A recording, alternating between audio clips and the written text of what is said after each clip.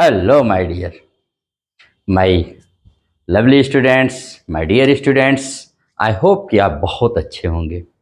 और आज मैं आपको फिर यूपी बोर्ड विषय हिंदी साहित्यिक कक्षा 12 ट्वेल्थ क्लास के बच्चों के लिए सत्र 2024 और 25 जो नेक्स्ट ईयर एग्ज़ाम देंगे उनकी तैयारी को अभी से मजबूत बनाने के लिए, ताकि वह अच्छे नंबर लाएं, अपने देश का मान बढ़ाएं। पाठ का शीर्षक है उद्धव प्रसंग और कवि का नाम है जगन्नाथ दास रत्नाकर जी। आज हम इसमें जो आपके 11 पद दिए गए हैं, पद्यांशों की संख्या जहाँ 11 है, उसमें से हम पद 1 और 2 पढ़ाएंगे। ठीक है, क्योंकि इसमें कुछ परिचय भी देना है, तो पहले तो मैं आपको लेखक महोदय के बारे में परिचय दे दूं थोड़ा सा। पहला पद है तो इनका जन्म 1866 ईस्वी यानी 66 ईस्वी को बनारस में हुआ था, उत्तर प्रदेश में। इनके पिता पुरुषोत्तम दास। इनकी प्रमुख रचनाएं उद्धव शतक हैं, गंगा अवतरण है, श्रृंगार लहरी हैं, गंगा लहरी हैं, विष्णु लहरी हैं। भाषा इनकी प्रौढ़ साहित्यिक ब्रज भाषा है और शैली इनकी चित्रण अलंकारिक तथा चमत्कारिक शैली। 21 जून सन 1932 को इनकी मृत्यु हो गई, इनका देहावसान हो गया। ये तो बहुत संक्षिप्त परिचय था। इनके बारे में हम क्या बताया जाए। आधुनिक युग में जहां पर लेखकों ने खड़ी बोली को साहित्य की भाषा के रूप में स्थापित करने की कोशिश की, वहीं रत्नाकर जी ने ब्रज भाषा को स्थापित करने के लिए जी तोड़ प्रयास किया और इसको स्थापित करके ब्रज भाषा के श्रेष्ठ कवियों में गिने जाने लगे। बताइए, ऐसा आपने कभी नहीं सुना होगा कि कोई कवि किसी भाषा को सीखने के लिए, कहते हैं कि ब्रज भाषा के लिए बहुत समय तक जाके ब्रज में रहे थे रत्नाकर जी। और महाकवि रत्नाकर ब्रज भाषा के परम प्रेमी और मर्मज्ञ थे। इनको ब्रज भाषा से बड़ा लगाव था, पूरी रचना इन्होंने ब्रज भाषा में किया है। और इनके बारे में कुछ और बता दें थोड़ा सा। रत्नाकर जी श्रेष्ठ ब्रज भाषा के कवियों में से एक हैं और इन्होंने आधुनिक ब्रज भाषा का एक ऐसा आदर्श रूप स्थापित किया कि जिसमें वो सब कुछ है जो साहित्य के लिए जरूरी था। इनके पिताजी भारतेंदु हरिश्चंद्र के परम मित्र थे और इनके यहाँ अक्सर भारतेंदु जी आते थे। एक बार भारतेंदु जी इनके यहाँ आए थे तो रत्नाकर जी को देखकर उन्होंने कहा था, रत्नाकर जी के बारे में भारतेंदु जी ने कहा था, किसी दिन यह बालक हिंदी की शोभा वृद्धि करेगा, किसी दिन यह बालक हिंदी की शोभा वृद्धि करेगा। और उनका कहना एकदम सही और सटीक था। वास्तव में हिंदी के इन्होंने जो शोभा बढ़ाई है वो अद्वितीय है। और बताते हैं कि जीविकोपार्जन हेतु पहले ये आवागढ़ के खजाने के निरीक्षक नियुक्त हुए, 1902 में अयोध्या नरेश के निजी सचिव नियुक्त हुए और 1906 में जब अयोध्या नरेश नहीं रहे तो उनकी महारानी जगदम्बा देवी की ये निजी सेक्रेटरी यानी पर्सनल सेक्रेटरी बने और मृत्यु पर्यंत रत्नाकर जी इसी पद पर रहे। अयोध्या में रहकर इन्होंने अपनी काव्य प्रतिभा को निखारा। महारानी जगदम्बा देवी की कृपा से ही उनकी महान कृति गंगा अवतरण सामने आई। मुख्यतः ये श्रृंगार के कवि हैं और ब्रज भाषा के महान कवि हैं। इनके बारे में कुछ और कहा जाता है, उसको भी बता दें। इनकी विशेष रूप से उल्लेखनीय जो है, जिसके इनको बहुत प्रसिद्धि का कारण बनी, उद्धव शतक और गंगा अवतरण है। कहा कि ब्रज भाषा को साहित्य उचित एक रूपता देने का जो कार्य केशव द्वारा उठाया गया था तथा महाकवि बिहारी लाल के द्वारा आगे बढ़ाया गया, वही जाकर कविवर घनानंद आदि के द्वारा प्रौढ़ किया गया। बाद में रत्नाकर जी के द्वारा पूर्ण किया गया। मैंने जो काम केशव द्वारा शुरू किया गया और बिहारी लाल के द्वारा आगे बढ़ाया गया और घनानंद आदि के द्वारा प्रौढ़ किया गया, उसी कार्य को रत्नाकर जी द्वारा पूर्ण किया गया। वाह! तो आइए, संक्षिप्त परिचय है, इनका जीवन परिचय हम अलग से बताएंगे। पहले आज हम सिर्फ और सिर्फ इनके जो उद्धव प्रसंग है, जो उद्धव शतक से लिया गया है, आज हम सिर्फ इसी पर बात करते हैं और थोड़ा सा इस पर हम लोग कंसंट्रेट करते हैं, हम लोग ध्यान लगाते हैं, इसको पढ़ते हैं। ठीक है, आइए इस प्रसंग की शुरुआत बताते हैं जो है। इसमें हम आप पाएंगे उद्धव का श्री कृष्ण के द्वारा गोकुल भेजा जाना, ब्रज में भेजा जाना। इसकी शुरुआत है जैसे कि मथुरा जब चले गए श्री कृष्ण जी और वहां पर रहने लगे, एक तरह से राजा थे वो मथुरा के। यूं तो उग्रसेन ने कहा कि भाई आप ही सब कुछ है, जो कहेंगे वही होगा। तो जब मथुरा के राजा थे श्री कृष्ण जी, तो अक्सर वो अकेले में छत पर कभी कभार उनके आंसू गिरते थे। और उनके परम मित्र और सखा, उनके चचेरे भाई भी थे उद्धव, जिनको योग, वेदांत, आध्यात्मिक ज्ञान का बड़ा ज्ञान था और इसका अभिमान भी था, इनको रोता हुआ, इनको उदास देख करके उनसे अक्सर पूछते थे, आपको मथुरा में सब कुछ है, आप यहाँ के राजा हैं, फिर भी आप रोते हैं, आप इतने उदास हैं, आखिर किस चीज की कमी है? नौकर है, चाकर है, अति उत्तम प्रकार के भोजन मिल रहे हैं, सब कुछ आपके पास है, आप किस चीज की आपको यहाँ कमी है जो आप इतने उदास हैं? क्या नहीं है आपके पास और क्यों है आप उदास? श्री कृष्ण कहते थे, वो प्रेम नहीं है जो ब्रज में था, जो गोकुल में था। गोकुल में क्या नहीं था? सब तरफ प्रेम ही प्रेम था। और ये बात उद्धव को समझ में नहीं आती थी, क्योंकि वो तो ब्रह्मज्ञानी थे, उनको ब्रह्म का ज्ञान था, उनको इसी बात का दंभ और अहंकार था कि मैं तो ब्रह्मज्ञानी हूं। प्रेम का तो उनको ज्ञान ही नहीं था। तो कहीं ना कहीं श्री कृष्ण जी की इस पीड़ा को न सह पाने की वजह से वो कहे कि फिर किया क्या जाए। तो उद्धव ने प्रस्ताव रखा, क्यों ना एक लेटर लिख दिया जाए भाई, एक पत्र भेजा जाए गोकुल। उन्होंने कहा नहीं, पत्र में वो भाषा में बता ही नहीं सकता हूं, मैं दुख व्यक्त नहीं कर सकता हूं। एक काम मेरा करोगे मित्र? कहे बताइए। कहा आप गोकुल क्यों नहीं चले जाते हैं? आप गोकुल चले जाइए और मेरे मन की व्यथा को वहां बता दीजिए, और साथ ही वहां जितने भी प्रकार के सब दुखी हैं जो, उनको आप ज्ञान देकर सुखी कर दीजिए। इन्होंने पहले तो कुछ नहीं, लेकिन बाद में इन्होंने कहा ठीक है, अगर आप कह रहे हैं तो मैं चला जाता हूं। देखिए यहां पर जाने के कई प्रसंग हैं। उद्धव को श्री कृष्ण जी भक्ति का ज्ञान देना चाहते हैं, साथ में वहां की गोपियों, ब्रज के लोगों को आध्यात्मिक ज्ञान दिलाना चाहते हैं, लेकिन उनका असली मकसद जो है वो उद्धव की अक्ल को ठिकाने लगाना था। उद्धव को, क्योंकि उनको ज्ञान भक्ति, उनको प्रेम माने भक्ति की शक्ति का पता नहीं था, क्योंकि भगवान को प्राप्त करने के ज्ञान द्वारा, कर्म द्वारा और भक्ति द्वारा ही प्राप्त, 3 ही मार्ग बताए जाते हैं। इनको भक्ति की शक्ति का परिचय कराने के लिए भेजते हैं और इनको अपना पीतांबर, अपनी वैजंती माला सब देते हैं। और ये जब जाते हैं वहां पर कहते हैं कि आप इसको पहन लीजिए, क्योंकि वहां के लोग सिर्फ मेरे ही रूप में किसी को देखना पसंद करते हैं और किसी को देखते ही नहीं। और जब ये जाते हैं और वहां पर देखते हैं कि गोकुल के लोग, ब्रज के लोग उसी रास्ते की तरफ हमेशा निहारते हुए देखते रहते थे जिस रास्ते से श्री कृष्ण मथुरा गए थे। और जब इनका रथ देखे तो सब दौड़ पड़े, लगा अरे श्री कृष्ण जी आ गए। और जब देखे तो बड़े निराश हुए। उनके मित्र सुदामा और तमाम तरह के लोग, बाबा नंद बाबा और यशोदा मैया तो नंद बाबा को, और वहां जा करके देखते हैं कि सारे, चाहे वहां के जमुना जी हो, चाहे वहां के पेड़ पौधे हो, चाहे जीव, चाहे गाय, चाहे जो कुछ भी हो, गोपियां, ब्रज के लोग, सब श्री कृष्ण के प्रेम में डूबे हुए, उनकी प्रेम, उनकी भक्ति में सब लगे हुए, उनको भक्ति में ही सब। और उन्हीं को ज्ञान देने ये उद्धव जी जाते हैं। ज्ञान क्या देते हैं? खुद ही ज्ञान लेकर आते हैं, खुद ही शिष्य बन करके आ जाते हैं।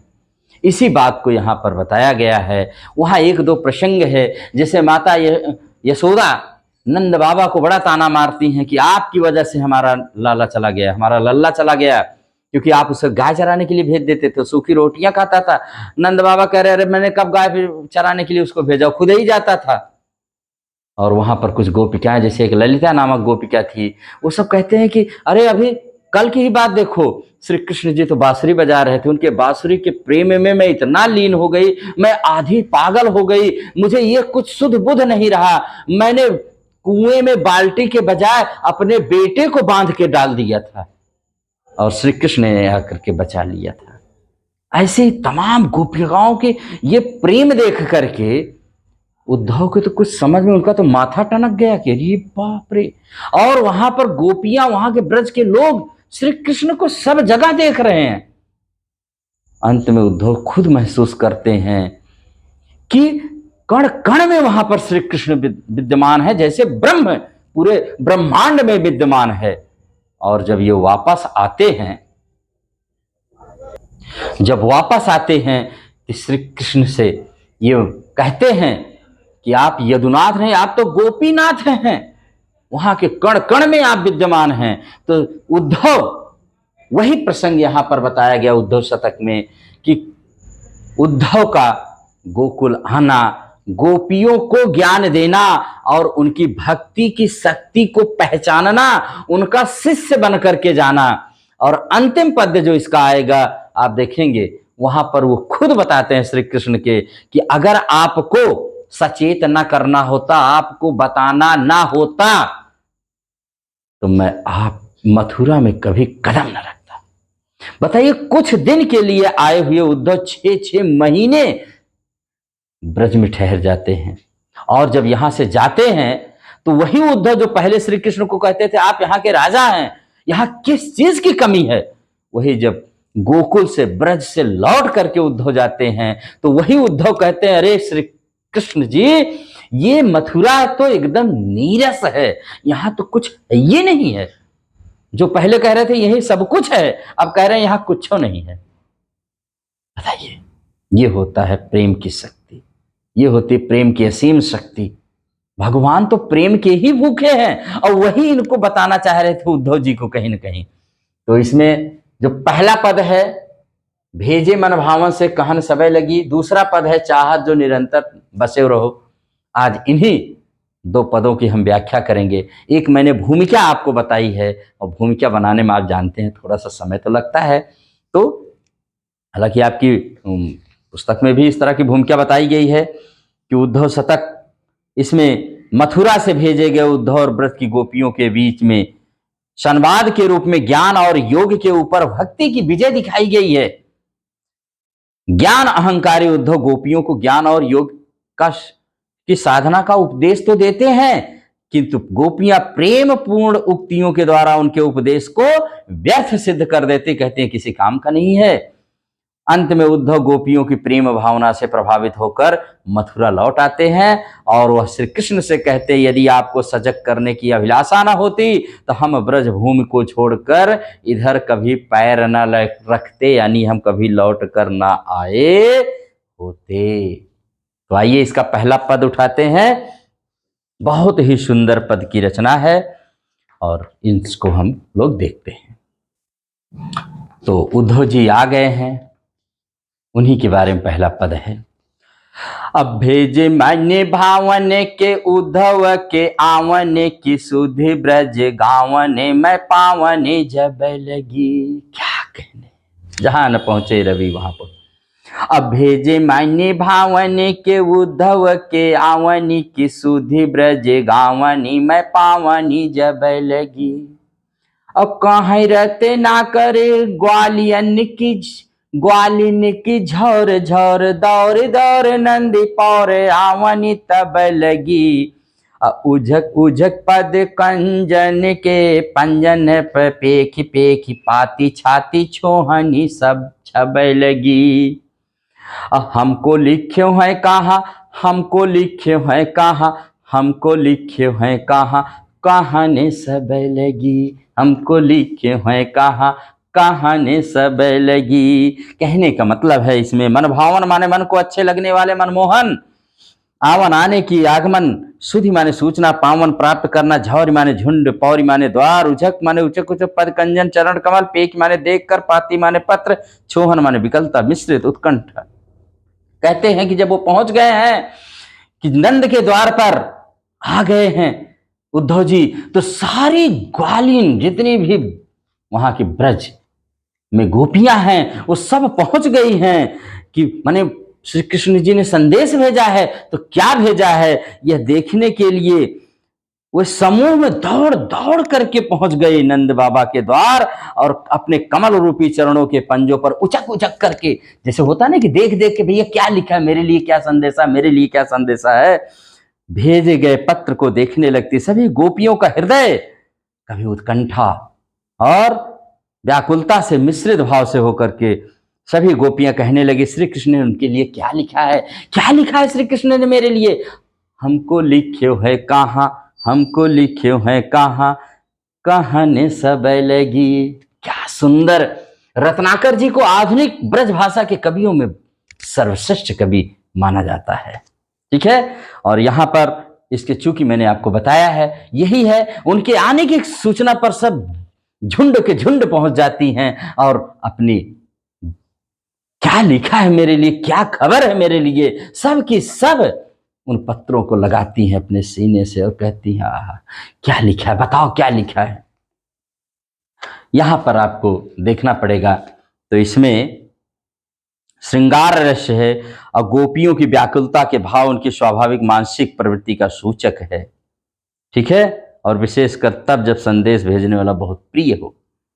भाषा ब्रज भाषा है, शैली मुक्तक है, छंद मनहर सवैया है, अलंकार इसमें अनुप्रास रूपक है, और इस तरह से यहाँ पर है। इसके कुछ आपको बता देते हैं प्रश्नोत्तर क्या किस तरह से आ सकता है। तो जैसे कह रहे गोपियों के अत्यंत व्याकुल होने के कारण को स्पष्ट कीजिए, तो आप कह सकते हैं गोपियां बहुत व्याकुल हैं क्योंकि उनके प्रिय श्री कृष्ण का कोई संदेश लेकर आए हैं। वो अपने प्रियतम का संदेश जानने के लिए बहुत व्याकुल होती। क्यों इतनी व्याकुल हैं? अपने प्रियतम श्री कृष्ण का संदेश जानने के लिए। श्री कृष्ण द्वारा भेजे गए संदेश के आगमन पर गोपियों का चित्रण कवि ने कैसे किया? अरे वाह, क्या चित्रण किया है, सुनिए। जब उनके दूत उद्धव संदेश लेकर आते हैं, इसकी सूचना मिलते ही गोपियां समूह में दौड़ दौड़ कर अपने कृष्ण के दूत से मिलने के लिए नंद के द्वार पर आने लगती हैं और अपने कमल रूपी चरणों के पंजों पर उचक उचक कर वह श्री कृष्ण के द्वारा भेजे गए संदेश को देखने लगती हैं। यहां कवि ने गोपियों की व्याकुलता को उजागर किया है। प्रस्तुत पद्यांश के अलंकार सौंदर्य पर जरा प्रकाश डालिए। तो जैसे झौर झौरी, दौर दौर, उजक उजक, पेक पेक में पुनरुक्त प्रकाश अलंकार है, बार बार वही शब्द दोहराया गया है। छाती छोहन छबे में अनुप्रास अलंकार है, पद कंजन में रूपक अलंकार है। कह रहे हैं अगर कोई रेखांकित शब्द आएगा तो मैंने तो पूरे का बता दिया, आप किसी का भी लिख दीजिएगा। पाठ का शीर्षक आप जानते हैं उद्धव प्रसंग है और इसके कवि जगन्नाथ दास रत्नाकर जी हैं। ठीक है, ये पहला पद है, बहुत ही सुंदर है, अति सुंदर है। हम आपसे कहें बहुत ही सुंदर। अभी सवैया के बारे में इसमें बता दे रहे हैं कि कौन सा मनहरण सवैया होता है, तो इसको आप जानते रहिए। बहुत ही सुंदर है। पहली रचना में उद्धव का आना नंद के द्वार पर होता है, जहां पर सारी गोपियां अपने क्या उनके प्रियतम श्री कृष्ण ने खबर भेजी है, क्या सूचना भेजी है, क्यों दूत भेजा है, ये जानने के लिए झुंड के झुंड में आती हैं और उचक उचक करके उसको देखती हैं। ठीक है, आगे देखते हैं। दूसरा है, अब यहीं पर ये उपदेश देना शुरू कर देते हैं। भाई सबको देखे तो इन्होंने उपदेश देना शुरू कर दिया। क्या उपदेश दे रहे हैं देखिए। अचाहत जो सबस संजोग श्याम सुंदर को, अचाहत जो सबस संजोग श्याम सुंदर को, जोग के प्रयोग में ही ये तो बिल सेव रहे। कहाँ रहते ना कर सु अंतर मुखी है, ध्यान मंजु ही कंज जगी ज्योति में धसेव रहे हो। ऐसे करो लीन आत्मा को परमात्मा में, ऐसे करो लीन आत्मा को परमात्मा में, जामै जड़ चेतन बिलास बिकस रहो, अमोह बस चोहत बिछोह जिय जाको छोहि सोस, असो तब सब नंतर निरंतर बसे रहे। अब मोह बस छो जोहत बिछोह जिय जाको छोहि सो, तो सब अंतर निरंतर बस्यो रहो। अब यहाँ पर उपदेश दे रहे हैं, जिस वेदांत का ज्ञान देने के लिए श्री कृष्ण ने कहा जाइए गोपियों को आध्यात्मिक ज्ञान दीजिए। आपको पता है जब उन्होंने ज्ञान देने के बाद कहा था तो उद्धव जी ने क्या कहा था? उद्धव जी ने कहा मैं इतना पढ़ा लिखा इतना एजुकेटेड आदमी हूं। अरे वो अनपढ़ गंवार, बताइए अशिक्षित गोपियों को, गोकुल के लोगों को मैं कौन सा उपदेश दूंगा? क्या समझोगे वेदांत की बातें, योग की बातें? लेकिन श्री कृष्ण उनका यही अहंकार, वही इनका दंभ तो ही तोड़ना चाहते। भगवान का भोजन ही अहंकार और अभिमान है, और प्रेम के वशीभूत होकर के तो वो कुछ भी कर सकते हैं। वो सिर्फ और सिर्फ प्रेम के भूखे हैं। भगवान जो होते हैं ना, भगवान सिर्फ और सिर्फ प्रेम के भूखे होते हैं। आइए इसमें अर्थ बताते हैं आपको। स्वबस माने अपने बस में, अपने अधिकार में। जोग के प्रयोग माने जोग, युक्ति, योग साधना, योगाभ्यास। बिल्कुल आनंद के साथ। शु माने होता वह अंतर्मुखी, भीतर लीन रहने वाला। ही कंज हृदय रूपी कमल, जिसके ब्रह्म स्वरूप ज्ञान ज्योति जलती है। जगी माने जागृत, जलती हुई। धस्यो माने धसना, लीन होना। जामे जिसमें बच्चों विकसित होना, प्रकट होना। जोहत माने देखते ही। छोई माने छुप दिया। अंतर हृदय, अंतरात्मा, बस्यो स्थित। अब यहां पर योग माने हमारे उद्धव जी कह रहे हैं कि गोपियों को बता रहे हैं जो सबके हृदय में विद्यमान है। आप उस ब्रह्म से क्यों नहीं आप लोग अपना योग कर लेते? आप जोड़ लीजिए, आप अंतर्मुखी हो जाइए, आप लोग ध्यान करिए, योग करिए। इसके दम पर अब वेदांत देना, अपना ज्ञान ये शुरू कर देते हैं, क्योंकि ये ज्ञान से तो भरे हैं, ब्रह्म ज्ञानी है, इनको तो इसी का ज्ञान है। इनको प्रेम और भक्ति का तो, शक्ति का ज्ञान ही नहीं। ये तो अपनी भाषा ही शुरू कर दिए। गोपियों से कह रहे हैं कि यदि श्याम सुंदर श्री कृष्ण के साथ चाहती हो कि उनका संयोग रहे, वो आपके बस में रहे, स्वबस में रहे, तो आप अपने हृदय को योग साधना में आनंद से योग साधना में लग जाइए। उद्धव गोपियों को कृष्ण का ध्यान करने के लिए हृदय में स्थित आत्मा की ओर उन्मुख करने को कहते हैं। एक तरह से निर्गुण उपासक की बात करते हैं कि उस ब्रह्म, निर्गुण ब्रह्म की उपासना करिए। मनुष्य के सुंदर हृदय रूपी कमल में ब्रह्म की ज्योति जलती रहती है, वही तो हमारा ब्रह्म है भाई, ये तो ईश्वर है, वहां निवास करते ही है। उसी ब्रह्म की ज्योति के ध्यान में गोपियों को लीन रहना चाहिए। कहाँ है आप श्री कृष्ण के भौतिक शरीर के पीछे पड़ी हैं? आप लोग को अपने अंदर जो ब्रह्म है उसको महसूस करिए, योग की साधना। उद्धव का यह कहना कि कृष्ण सच्चे अर्थ में ब्रह्म के स्वरूप हैं, एवं गोपियां यदि उन्हें पाना चाहती हैं तो उन्हें अपनी आत्मा, अंतर आत्मा, परमात्मा ब्रह्म में इस प्रकार लीन होना चाहिए, जिससे उनके हृदय में जड़ और चेतन माने जो कुछ भी संसार में है सब जगह उनको आनंद ही आनंद दिखाई दे। ब्रह्म का साक्षात्कार करने वाले योगी को जैसे जड़ और चेतन में आनंद की अनुभूति होती है, वैसे गोपियों को भी अपनी आत्मा में कृष्ण की उपस्थिति की अनुभूति होने लगेगी। यानी अगर आप उनको अपनी आत्मा में पा ली तो आपको कभी ये दुख नहीं होगा, ये जो आप लोग दुखी हैं, यहाँ आप हैं वहां वो हैं, ये क्या है? क्योंकि उनको तो भक्ति का, शक्ति का पता ही नहीं है। मोह बस जिसके वियोग का अनुभव करके गोपियां दुखी हैं, प्रिय कृष्ण को अपने से पृथक समझती हैं, वह तो गोपियों के ही नहीं बल्कि सभी के हृदय में सदैव विद्यमान रहते हैं। ये कहना है किसका भाई? उद्धव जी का। ठीक है, योग साधना की यहां पर वेदांत की बातें बता रहे हैं। योग, प्राणायाम, ये सब की बातें आपको, योग, योगाभ्यास, ये सब युक्तियों से यही ज्ञान देने के लिए, आध्यात्मिक ज्ञान देने के लिए तो उनको भेजे थे श्री कृष्ण जी को। तो इसमें भी देख लीजिए, इसके सौंदर्य बता दें काव्य सौंदर्य में, जैसे आपके योग के उपाय द्वारा एवं अंग, योग के उपाय अंग जिनसे योग सिद्धि होती का वर्णन यहाँ पर बड़ा सुंदर ढंग से किया गया है। शांत रस है, ब्रजभाषा है, शैली मुक्तक है, अनुप्रास अलंकार, यमक और पदमैत्री है। इसमें जो छंद है मनहरण सवैया है, पूरा इसी में लिखा गया है। देखिए यह एक वर्णिक छंद होता है, इसमें वर्णों की गणना की जाती है, मात्राओं की नहीं। प्रत्येक चरण में 31 वर्ण होते हैं, 16 या 15 वर्णों पर यति होती है, वही मनहरण सवैया कहलाता है। अब इसमें भी कुछ क्वेश्चंस जो पूछे गए हैं, जो पूछे जा सकते हैं, जिसके आधार पर आप खूब अच्छे से इसको बार बार पढ़ेंगे, एकदम सुंदर ढंग से आंसर दे लेंगे। जैसे प्रस्तुत पद्यांश में गोपियों को उद्धव क्या संदेश दे रहे हैं, तो यहाँ पर गोपियों को उद्धव जी ज्ञान मार्ग का अनुसरण करने का संदेश देते हैं और कहते हैं योग से आय एवं अंग से योग सिद्धि होती है। वह गोपियों को सगुण भक्ति को छोड़कर निर्गुण भक्ति की ओर ले जा रहे हैं, ले जाने की कोशिश कर रहे हैं और ज्ञान मार्ग और योग का संदेश दे रहे हैं। उद्धव के अनुसार गोपियों का श्री कृष्ण से मिलन किस प्रकार संभव है? उद्धव क्या कहते हैं, आप कैसे श्री कृष्ण से मिल सकती है? इसमें उद्धव के अनुसार गोपियों का श्री कृष्ण से मिलन योग साधना के द्वारा ही संभव है। वो कहते हैं यदि गोपियां श्याम सुंदर श्री कृष्ण के साथ संयोग को अपने अधिकार में करना चाहती कि मतलब श्री कृष्ण हमेशा मेरे अधिकार में रहें, तो अपने हृदय को योग साधना के आनंद के साथ योग साधना में लग जाइए आप हमेशा। मंज ही कंज जगी में कौन सा अलंकार है? तो इसमें कह रहे हैं यहाँ कमल को हृदय रूपी बताया गया था, यहाँ रूपक अलंकार है।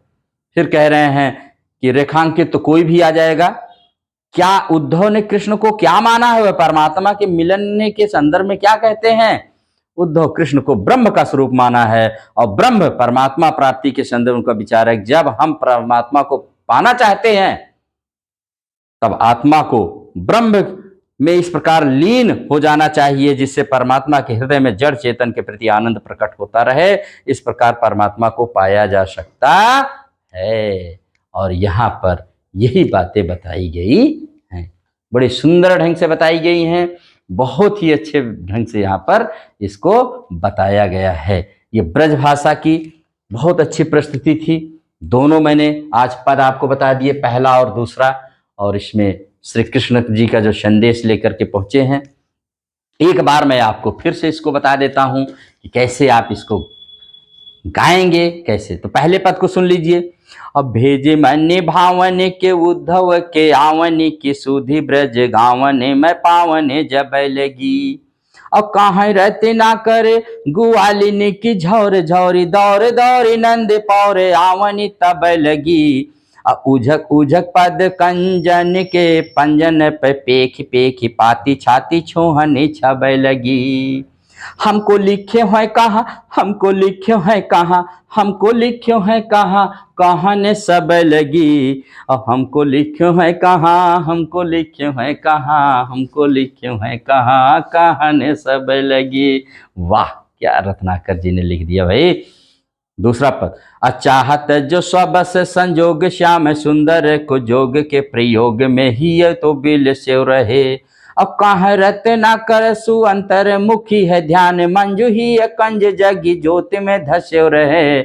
ऐसे करो लीन आत्मा को परिमात्मा में और जाम जड़ चेतन बिलास भी कस्यो रहे। अमोह बस जोहत बिछोह जिय जाको छोही असो तो सब अंतर निरंतर बस्यो रहे। असो तो सब अंतर निरंतर बस्यो रहे। कितना सुंदर रचना है और इसमें बहुत सुंदर बातें हैं। अब गोपियां समझाएंगी, अब तो पहला ज्ञान उन्होंने दे दिया ना, अब गोपियां समझाएंगे उद्धव को और उद्धव फिर समझेंगे।